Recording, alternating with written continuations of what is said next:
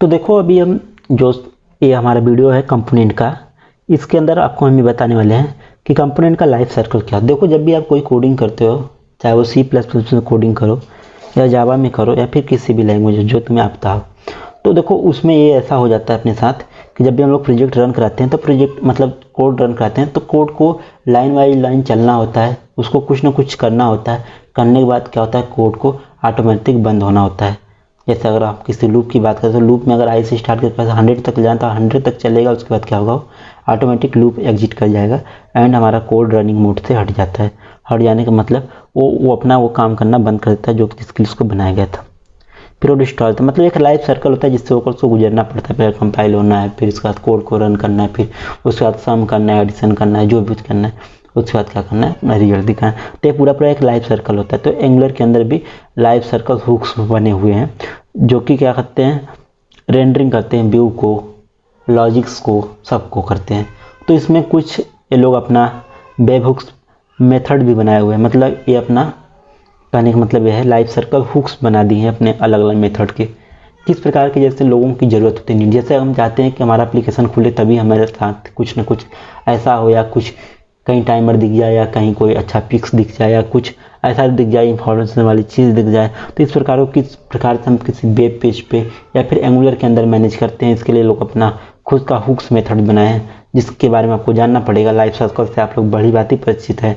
Life circle हर project का या हर एक प्रोग्रामिंग लैंग्वेज का या हर एक कोड बैकएंड सबका होता है, उस प्रकार से इसका भी है, इसमें कोई दो राय नहीं। लेकिन इसमें जो हुक्स बनाए गए हैं उसके बारे में आपको जानना पड़ेगा।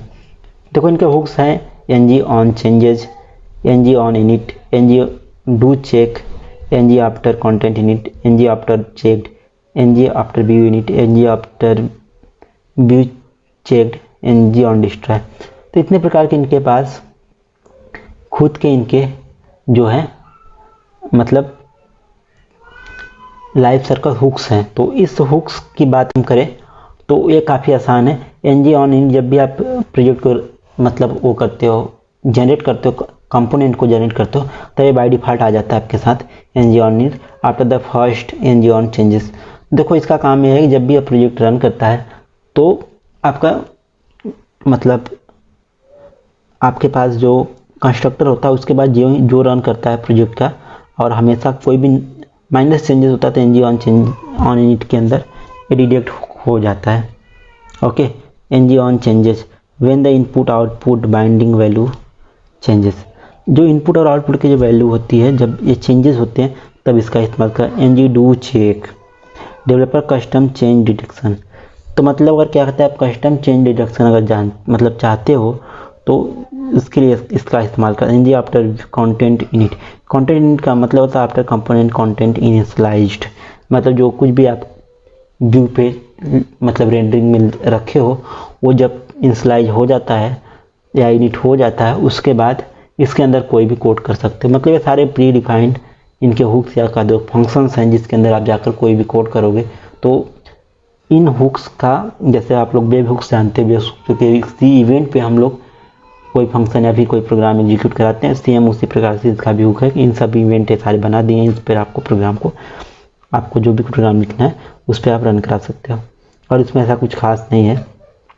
ng मॉडल्स बनाए हैं, तो ng मॉडल्स आपको पता ही होगा मॉडल जो होते हैं क्या होते हैं, जो कि ng मॉडल जो भी है सारे के सारे मतलब ऐप मॉडल या फिर कह लो कि अलग अलग आपको मॉडल बनाने, कस्टम लेजी लोड मॉडल बनाने, तो उसके लिए आपको ng मॉडल जो डेकोरेटर है इसका इस्तेमाल करना पड़ेगा, जो कि पहले से प्रोजेक्ट में हर प्रोजेक्ट में एक मॉडल बना होता है जिसके अंदर सारा रहता है। आप अलग अलग बहुत सारे मॉडल बना सकते हो लेजी लोड के थ्रू, चाइल्ड पेरेंट में जो भी जैसे आप बना सकते हो, बहुत ही आसान होता है।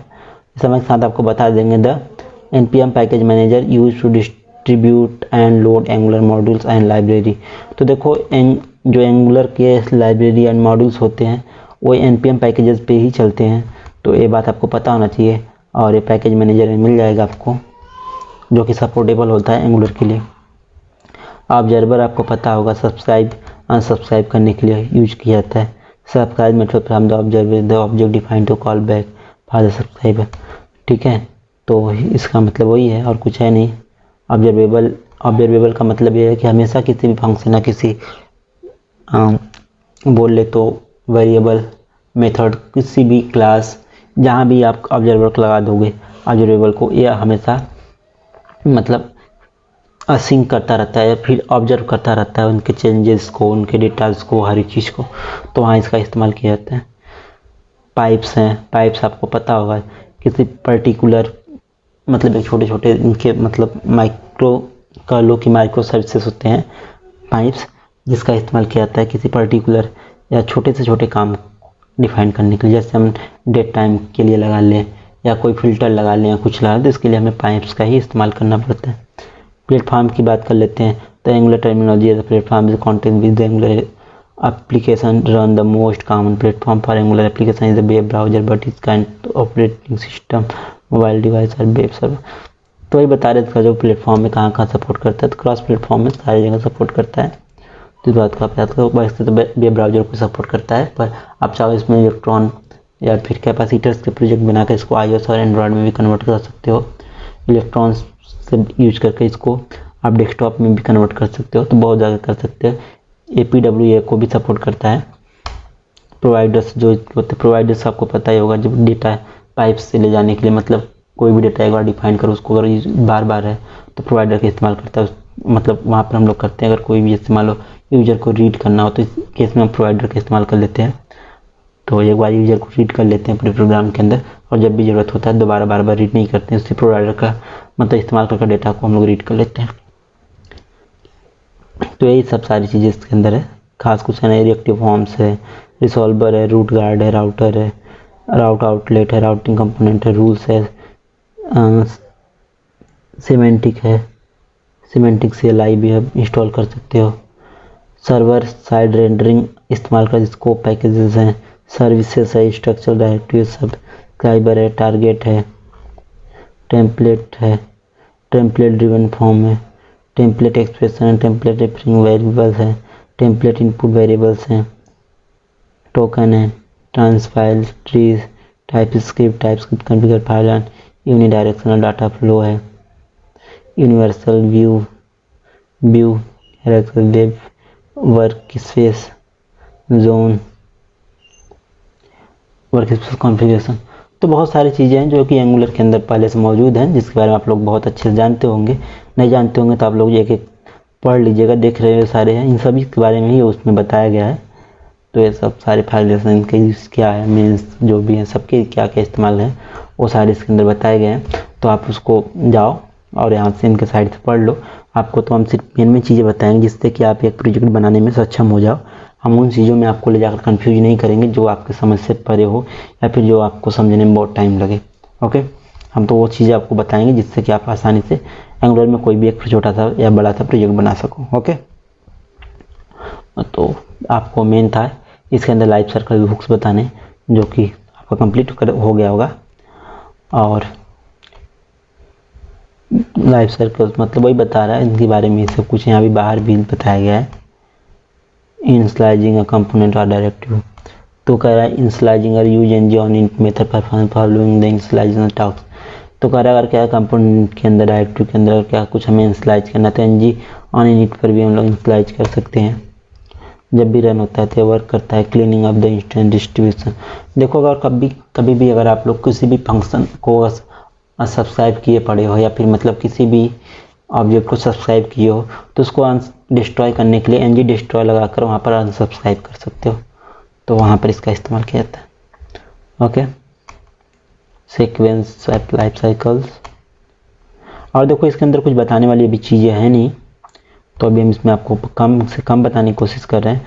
देखो जैसे कि एक यहाँ पर लाइफ सर्कल हुक्स है जो एनजी ऑन इंट है, तो ऐसे सारे अपने अलग अलग बहुत सारे हैं। सबको जितने भी आपको इस्तेमाल करने होंगे सब यहाँ पर आपको इम्प्लीमेंट करने पड़ते हैं। तो इम्प्लीमेंट ऑन इंट हो गया, अब ऑन डिस्ट्रॉय, ठीक है, और जितने भी हैं after, content checked, init, view init, ऐसे करके सबको भी आप यहाँ पर क्या कर सकते हो, इस्तेमाल कर सकते हो। तो यहाँ पर इम्प्लीमेंट करोगे और नीचे उनके प्री डिफाइंड क्लासेस को, जैसे यहाँ पर एक कॉल है, ऐसे सबको कॉल करके इसके अंदर जो भी फंक्शन है, जो भी माइक्रो मतलब प्रोग्राम आपको लिखना है वो आप लिख सकते हो। तो काफ़ी आसान है, इसमें आपको आसानी समझ में आ जाएगा, कोई इसमें ज़्यादा बड़ी बात है नहीं। प्रोग्राम बनाते बनाते आपको सब कुछ समझ में आ जाएगा। अब आगे नेक्स्ट वीडियो में बताएंगे इसके बारे में और भी अच्छे से, जब भी टॉपिक आता है तो।